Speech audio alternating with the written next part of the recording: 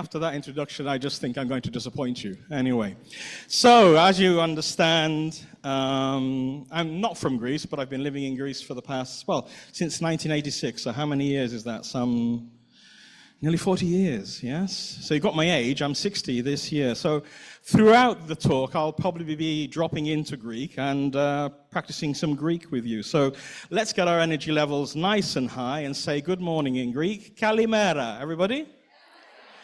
Let's say it as if it's the sexiest word in the whole world. Kalimera. Kalimera. Okay, some people describe this talk as a monologue. In fact, it is a talk, really, and it really has two parts. I think I'm going to reflect a little bit about my path. And notice I say path rather than career, because I think only in recent years has my path become a career, and I'll talk about that a little bit later on, okay?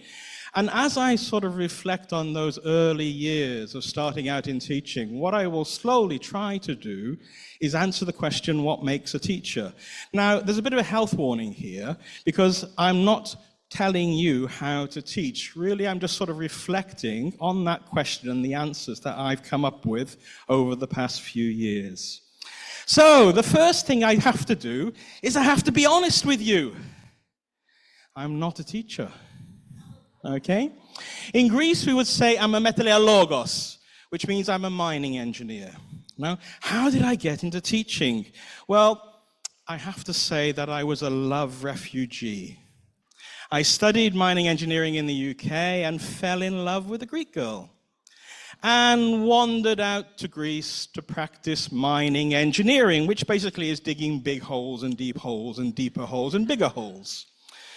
But Greece isn't really into bigger holes and deeper holes. And after about 6 months, I found myself relatively unemployed and in some ways unemployable. But in 1986, it was a golden time for so-called native speakers. I mean, what's the difference? Only the place of birth. But I walked into a school, a private school, which in Greek we call frontisterio. Everybody?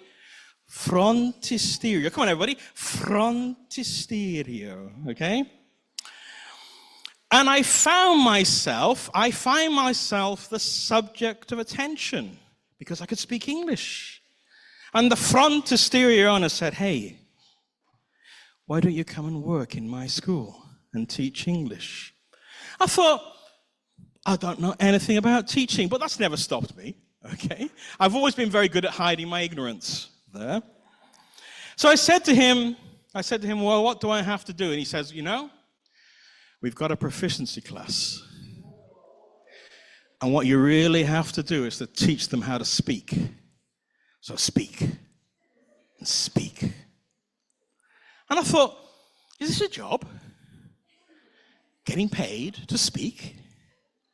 Anyway, I thought, wow, yeah, I'll take that up. The money wasn't too bad in those days. It's got a lot worse, I must say. I don't know why, anyway. And in September, I went back to the school, ready to speak. But the school owner was not in a particularly bright mood. In fact, he was rather sad, probably because of the way he was recruiting teachers. And he said to me in a very sort of downtrodden, depressed, almost suicidal tone, he said, I haven't got any students. I haven't got any proficiency students. And I looked at him in a sort of watery-eyed, oh, please, please, I need some money. I've got to have a job. And he said, well, okay, I've got another class. He scratched his head, and he said, it's beginners. Even better. So I said, yeah, sounds all right, okay. I said, what have I got to do? And he said, well, don't speak too much. Now, I am a very confident person, but I'm not a fool.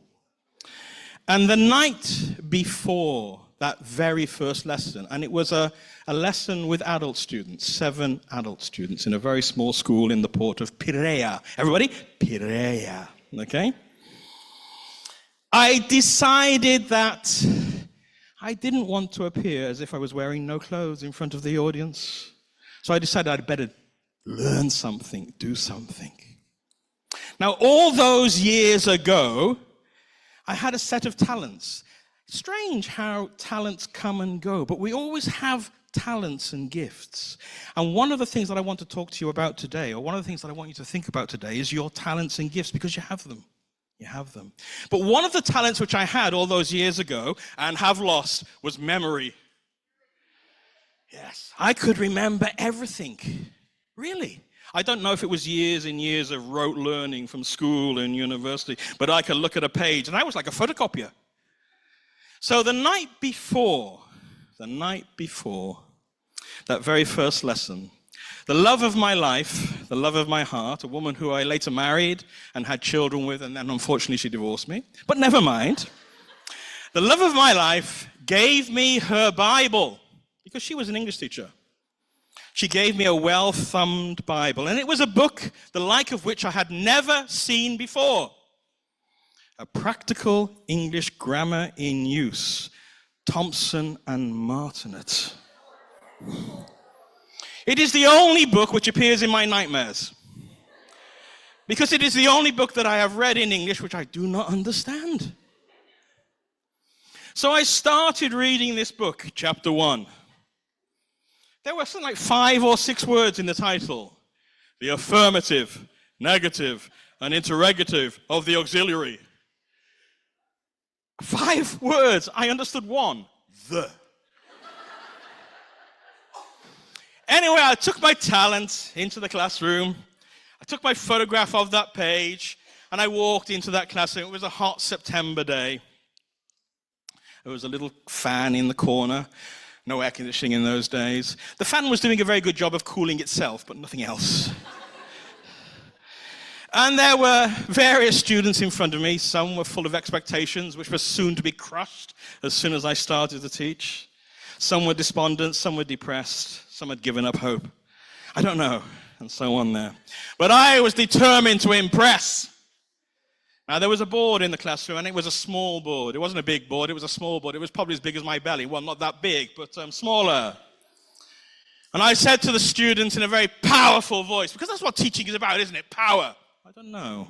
Anyway, I said in a very commanding voice, today, we're going to learn the affirmative, negative, and interrogative of the auxiliary. And I wrote them on the board. I think I spelt auxiliary wrong, but they didn't know. Actually, I came up with this kind of trick with ignorance, because my spelling was awful. So I quickly learned to scribble on the board, so that if the students if I made a spelling mistake, they wouldn't see it. And if they made spelling mistakes, they wouldn't know. Yeah. So I wrote this on the board, and within 1 minute, my board was completely full. Now, really, there's not much opportunity when you're working underground in Britain or in South Africa to write on a board, okay? They're rare to find a board there. So I was faced with the first real teacher task. I had to clean the board. Really? I mean, things that we take for granted. I didn't know. I had some words written in nice ink on the board, and I was looking around for a board cleaner. What does one of those things look like? I couldn't find anything. I was thick, I was stupid, I didn't think about using a tissue. So what did I do? The black, the blue, the red, the green, I managed to make a lovely shade of purple. Smooth it all over. It was art-like. It was a hot day. As I said, the fan was creaking in the corner. It was so hot. I didn't know why they were laughing at me until I got home that night. Needless to say, though I claimed to be a teacher, I wasn't a teacher. Yeah, you've got to know your subject. You've got to have some grasp of the subject, or you've got to have an inquiring mind. Okay? You've got to have confidence. But competence and confidence doesn't make a teacher. It doesn't. Okay? Anyway, I wanted to stay in Greece. Ελλάδα. Everybody? Helada. Come on, everybody. And I want you to sort of wiggle your body when you do it, okay? Helada. Everybody, come on. Helada. I wanted to stay in Greece, so after a year of poor Mr. Ioannidis filling classes and me sending them away, I decided, well, maybe I need to do some training. Okay? Maybe. Good idea. I had a degree in mining engineering, and that's training enough, but I decided to go back and learn how to become a teacher in 4 weeks. So I went back to the UK, and I did a very good course. Cambridge, what is called a CELTA now, but was then called a CTEFLA, I don't know why, and so on and so forth there. And I learned lots of things. I learned lots of acronyms. I learned EFL. EFL? English as a foreign language. I learned ESP. English. I learned TTT. Teacher talking time. I learned that what I had been doing was EF, NP, AA. EF, NP, AA. English for no purpose at all. But more than acronyms, which made me feel powerful. I mean, it's good, isn't it? I mean, you got a few acronyms. You can sit on the bus and you can have a conversation. Well, I wasn't happy with the TTT yesterday. And all the other passengers are thinking, wow, I must be a brain surgeon. Acronyms are good. But more importantly, what I got from the CELTA, the CTEFLA course, was an addiction. An addiction to techniques. An addiction to materials, because it taught me success is in technique. Success is in materials. Don't teach everything that they give you, question it. Look for authentic materials, okay? Every reading should have a pre-reading task in which you ask them, what's it going to be about? And it should have a post-reading task in which you ask them, what was it about? I became a material and technique junkie. There wasn't a book conference. There wasn't a conference that I didn't attend so that I could listen to people and harvest their ideas. I became fat on ideas and techniques. And with that, improved confidence. Oh God, I am the teacher. Yeah. Whatever the situation, there's something in my bag, I can solve it. There. And I believed that for a year or so until I came across one class, and in this one class there was a young man called Spiros. Now, Spiros was a bit of a rebel. He was about 20 years old, quite a hairy chap, okay? Greeks are hairy, I mean the men, yeah? Dressed in denim. And he was suspicious. And I remember walking into the classroom and holding up a picture and then hiding it and saying, what did you see? And I remember him saying, well, I haven't seen it. And then I remember showing him the picture and slowly revealing it behind a paper of A4. What do you think is going to be there? I don't know, I can't see it. There. I was using all these, what I would call sexy techniques. But Spiros was providing a running commentary on what I was doing there, which was slightly disconcerting. Because at some point, and I'm not going to ask you to say this because it's really rude in Greek, he said, "Ti malakias," which means what a load of rubbish. And he sort of said, this is rubbish. Let's get on with it. And it was that Spiros, it was that exclamation of Spiros which started me on my journey of what makes a teacher. Because I realized, or perhaps not I realized, I started thinking, what makes a teacher? Is it knowledge? No. Knowledge is important. But because you know doesn't mean you can do. Okay? Is it confidence?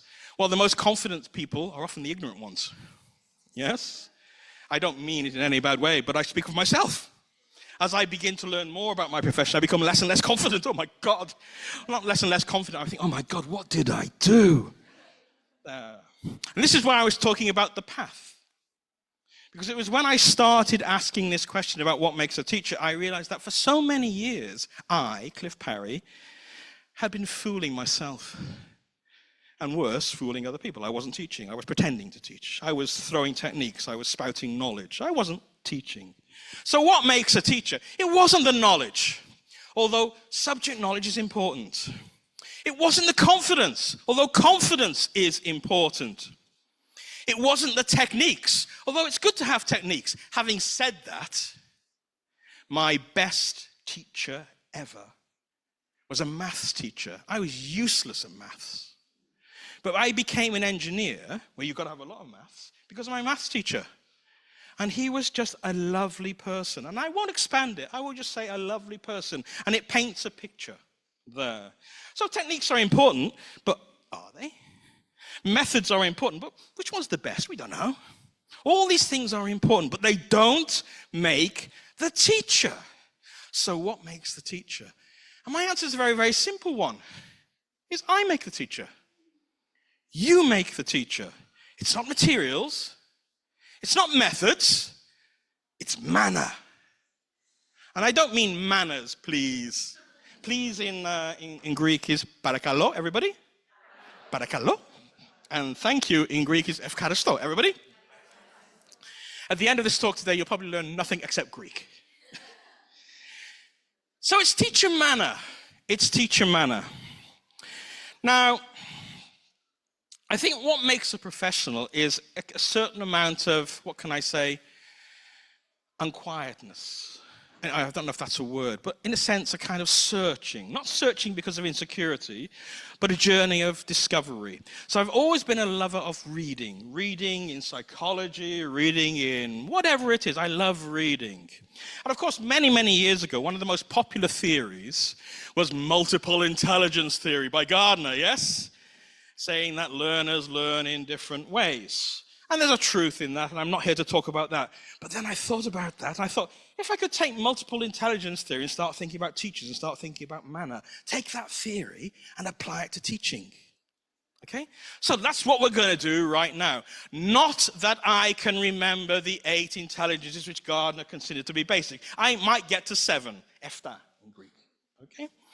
So first and foremost, let's talk about a visual teacher.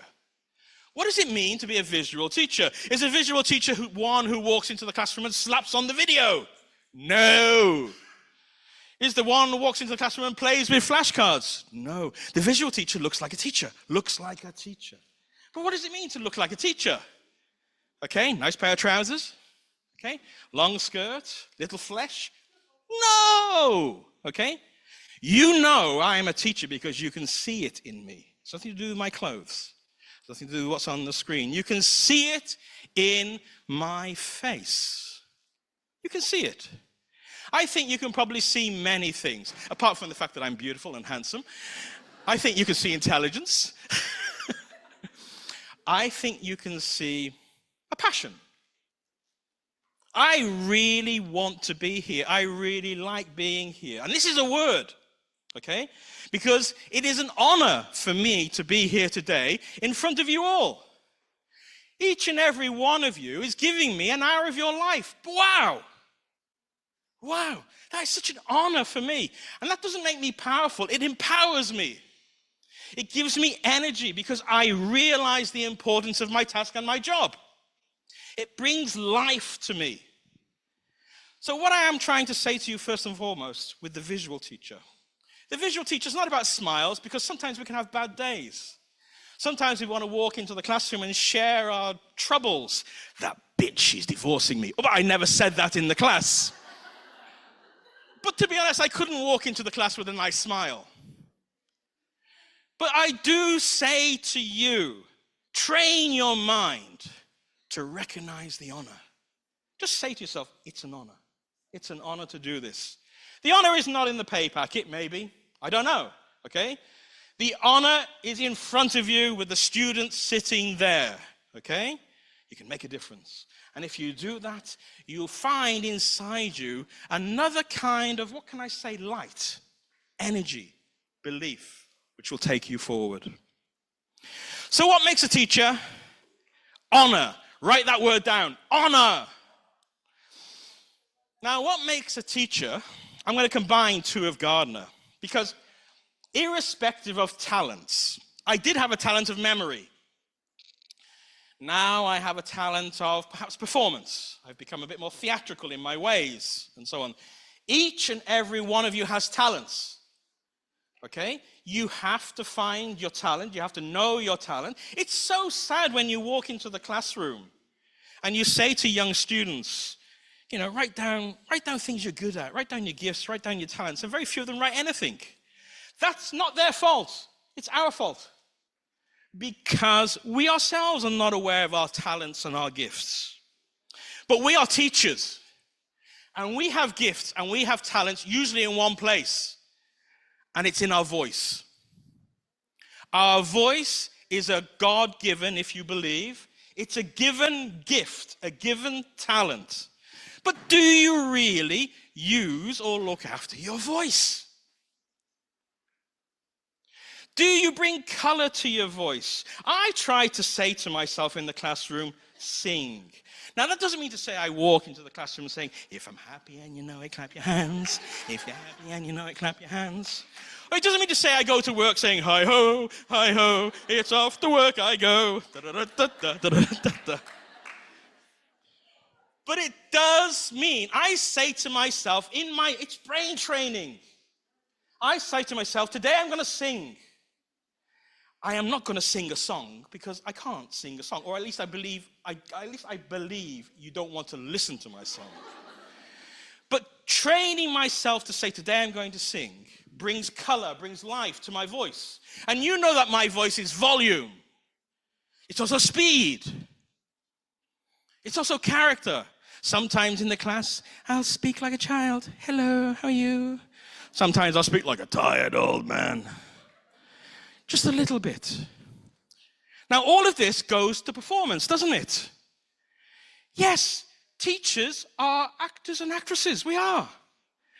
But I can't imagine an actor or an actress before that performance on the central stage making a lesson plan or reading a grammar book. I can imagine the actor and the actress practicing. Why? Because they want their voices to be switched on and switched off.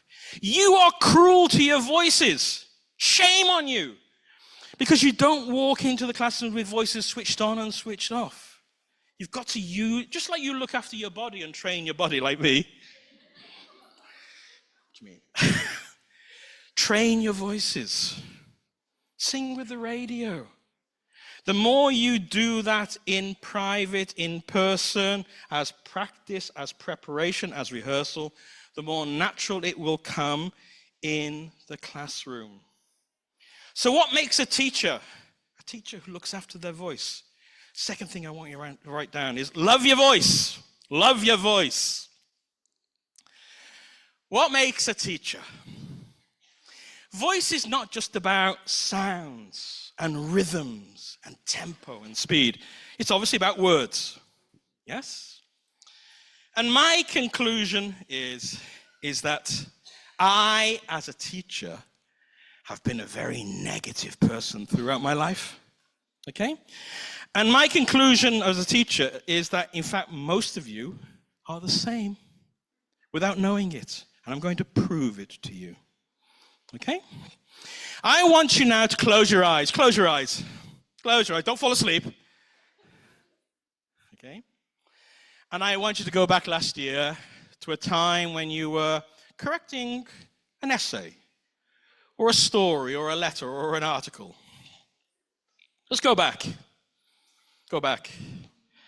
Okay, you've come to the end of that story, the letter, that article, and now you're going to write a comment. Yeah? Just go back and think and imagine it. There. Now I'm going to show you that one of my talents is actually I can connect psychologically with an individual in this room. So wait a moment. I just have to take some breaths because I have to take this quite seriously. I'm connecting. Okay. I can see your thoughts.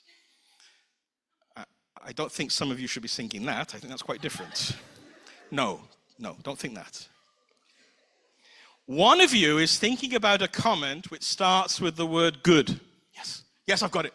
I'm focusing in on you. You've written the word good, and it was in a green pen because you didn't want to be threatening. And you're struggling with the memory now. The next word after good is a short word. It's a very short word. But. And now I can see a whole page of comments.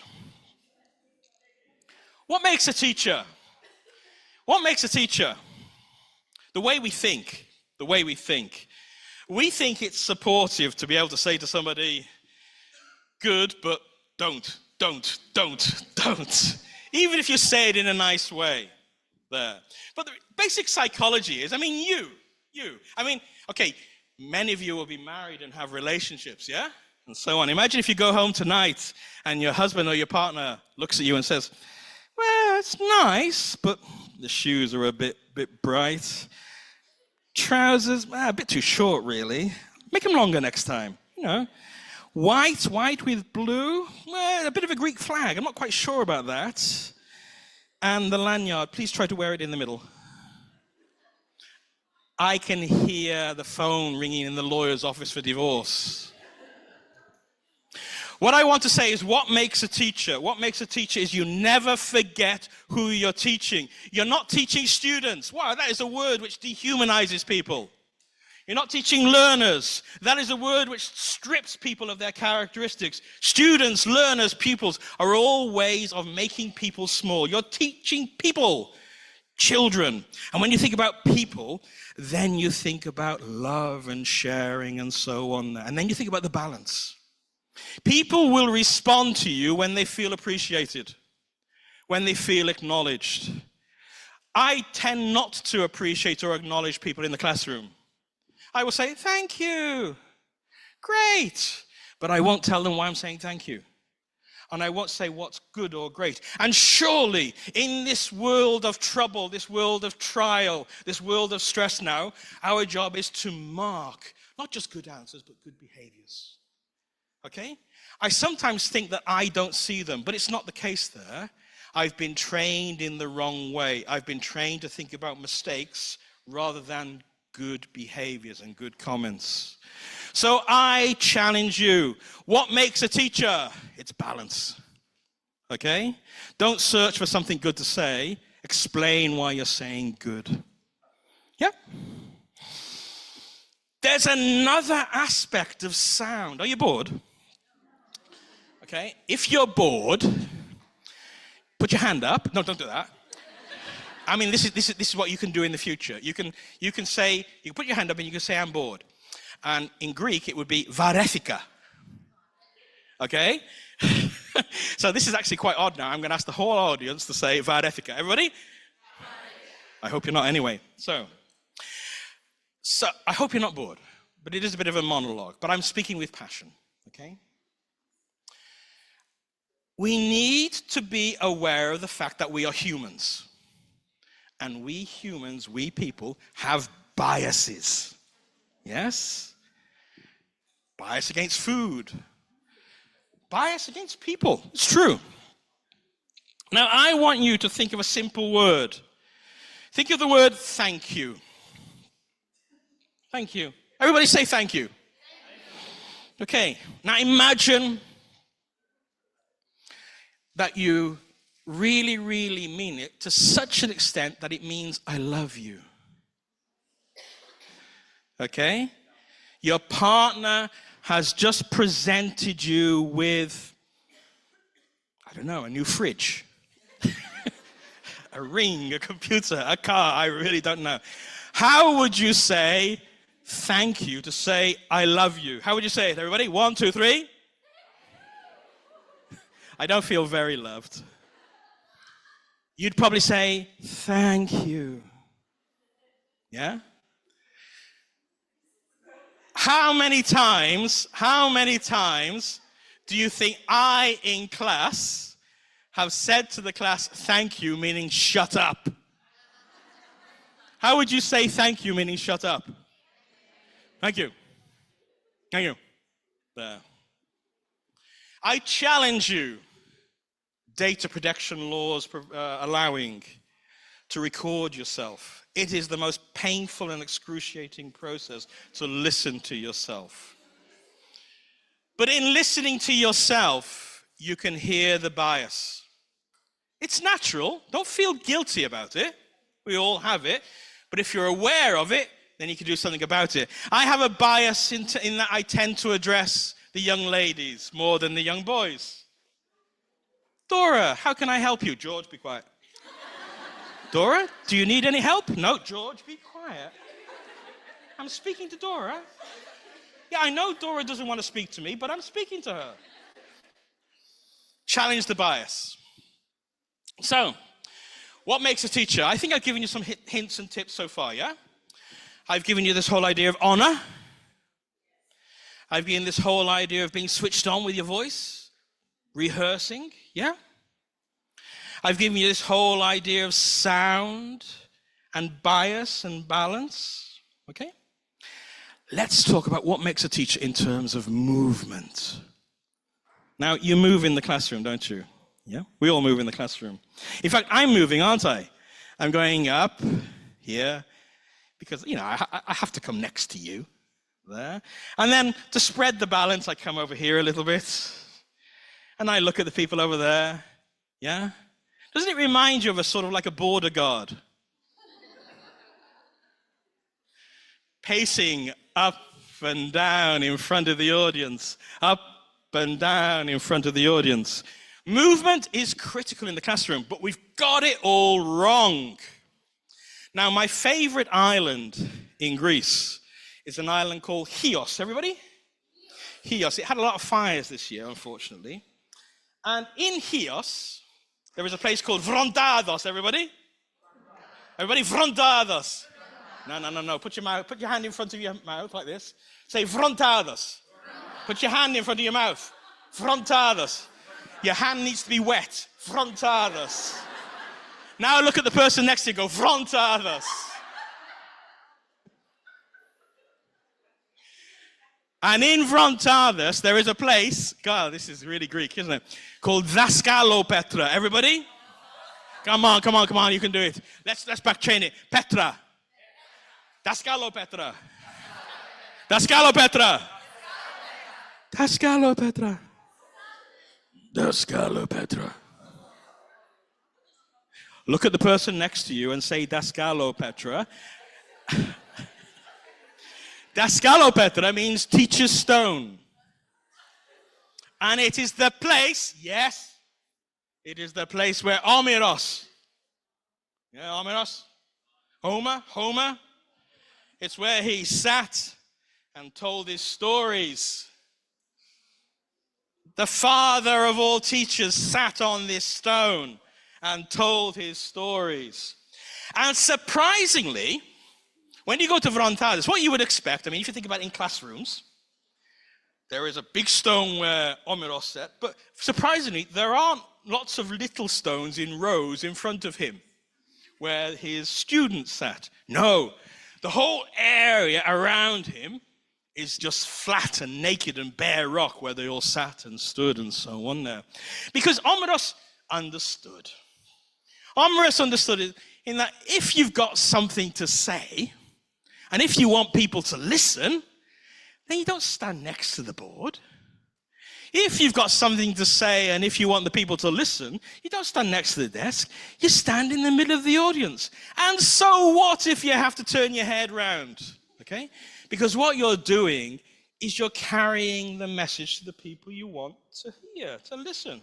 You're showing that you care. So carry the message to the audience. Now you're telling me, Daxi, that means okay. Okay? We do that. What's new? Well, I know you do that. But what you do is you monitor. Monitor. You walk around with post-its and notebooks, observing carefully, looking for compliance.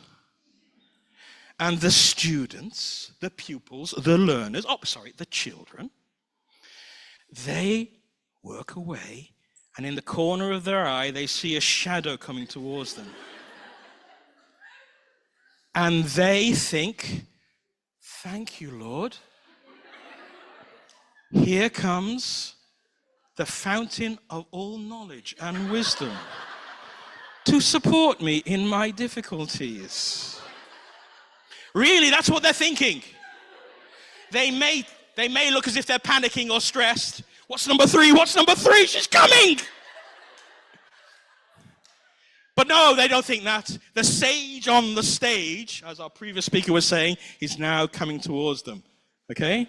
The previous speaker talked about the sage on the stage and something on the side, the guide on the side. There's a third one, okay? The sage on the stage, I can't say it, the guide on the side, and the boar on the floor.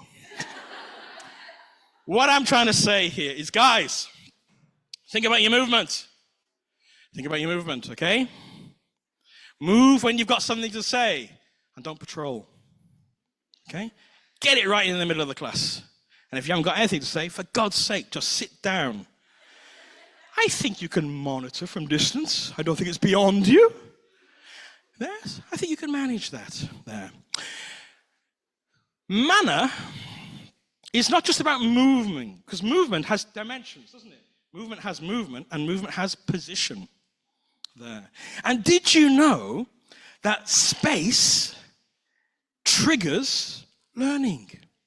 Have you ever noticed, I actually haven't noticed in the Romanian weather, but have you ever noticed on the TV that when the young person who's talking about the weather will deliver the forecast from the left, and today in Bucharest, it's going to be sunny with hints of wind, okay? And then that person moves over to the other part and says, and tomorrow there'll be hints of snow. What that person is doing is training you to relate message to space. So what I'm trying to say is, don't just move into the room.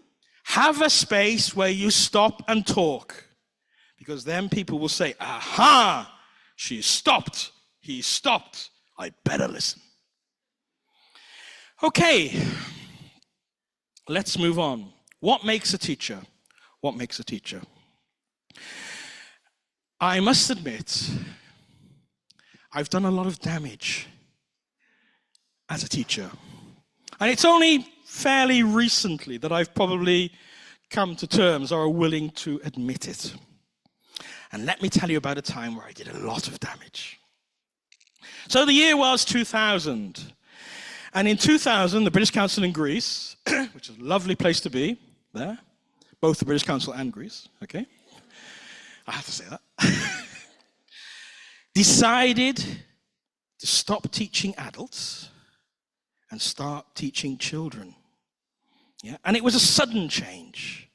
In July, I had been teaching Shakespeare and literature and all these things which one associated with that.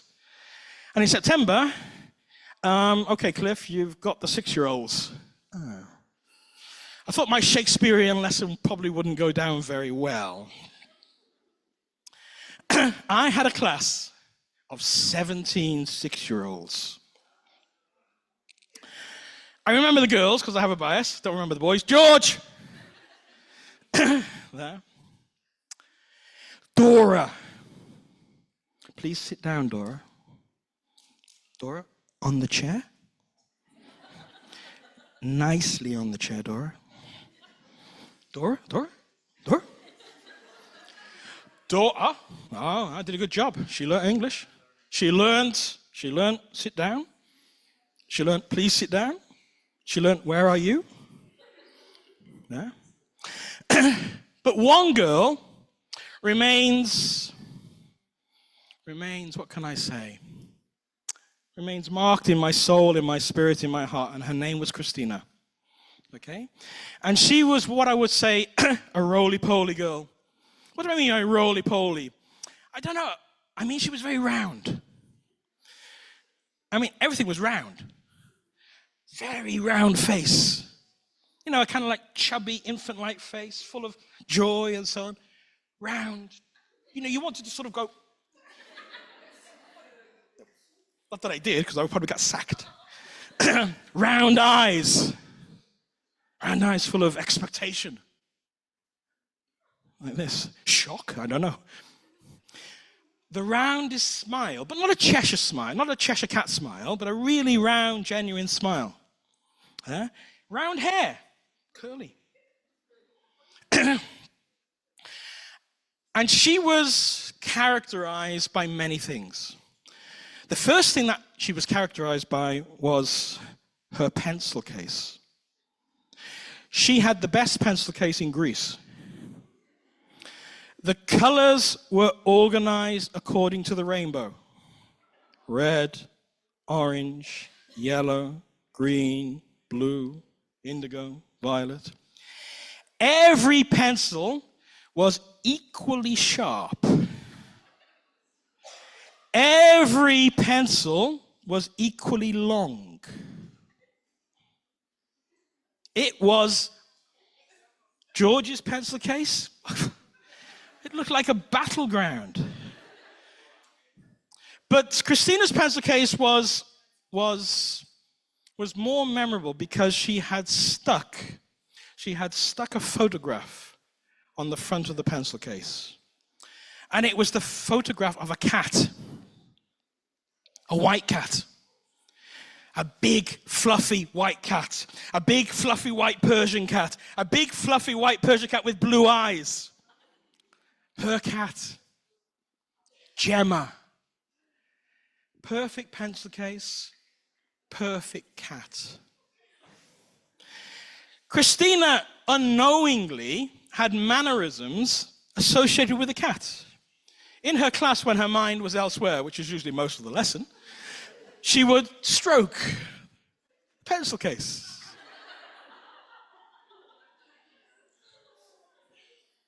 Beautiful. Christina was a very loving person, very sharing. Children are. The very first lesson I hadn't met her, and she came to me and sharpened each one of her pencils in front of me. Because the bin was next to me. Now, I did appreciate it, but on the other hand, once you've seen one pencil being sharpened, you've seen them all, haven't you? I mean, you know. So next lesson, to avoid that, I didn't stand next to the bin.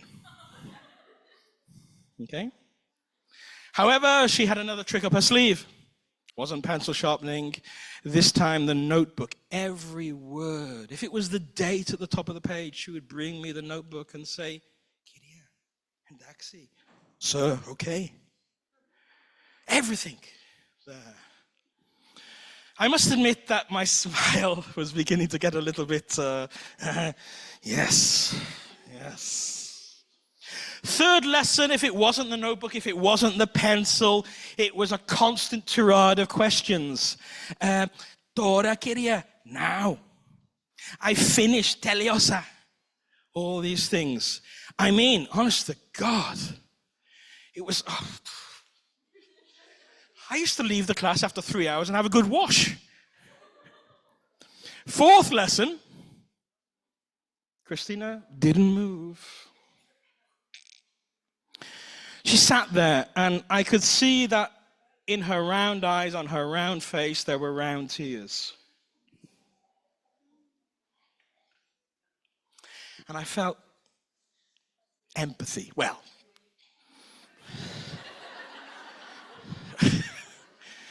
and I walked up to Christina, and in my empathetic voice,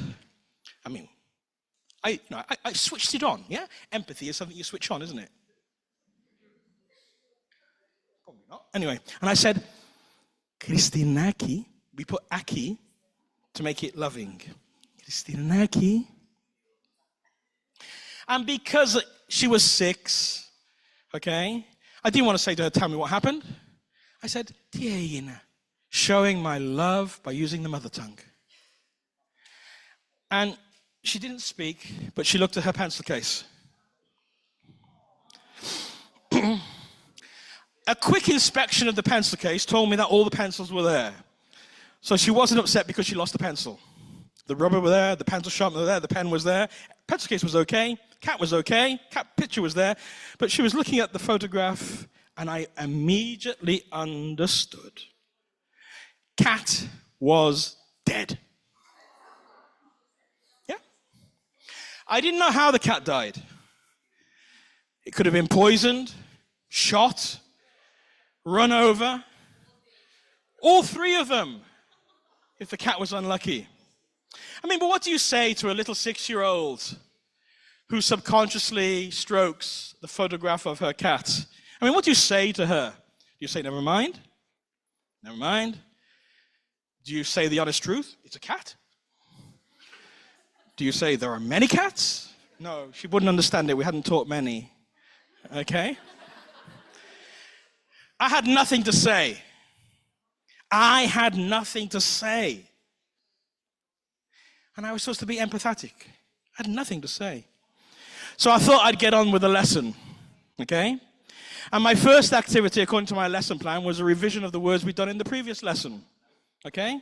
Flashcards, house, okay? Car, dog, cat. Yeah. Where am I going with this? It's a story. People in the class, one of the symptoms, one of the problems, one of the anxieties of today's society, irrespective of whether people are children or adults, is there is a desperate need amongst some, the vulnerable, to share. There is a desperate need to be noticed. And sometimes people will try to get noticed in what appears to be the wrong way. Maybe they will misbehave. And sometimes people will try to get noticed in a needy way. Christina, for the first month with me, was showing how much she needed me to be closer to her or to understand her. Now, why was she doing that? Because it was only at the end of the year, when I had literally not really bothered there, that Christina's mum came to me and she said, I don't think we'll be coming back next year. And I thought, oh my God. She said, no, it's nothing to do with you. And I thought, thank God. But that was the wrong answer, the wrong question. She said, her father and I are getting divorced and we can't afford the fees. So what then clicked, and that terrible feeling of responsibility, but responsibility which led to learning, was that for that last year, Christina, I didn't know what she had been going through or suffering, but perhaps a lot of those behaviors in the classroom, the desire for things to be perfect, the attention to the cat, the smile, and so on and so forth there, were trying to make up for things which are absent or threatened at home. So what makes a teacher? I think what makes a teacher is the thing which took us into the classroom in the first place, okay? It's not that we were great movers or actors or voices and feeling powerful and so on and so forth there. What makes a teacher is that we are people. We are interested in people, be it language as well, but we are interested in people. We want to communicate. So I think all these things that I've just told you now, be it honor, be it fun, be it moving in the right way, be it remember the people, the children, not the students, not the pupils, not the learners, all these things are there to serve as reminders to the people that you really are. So, thank you very, very much. Thank you.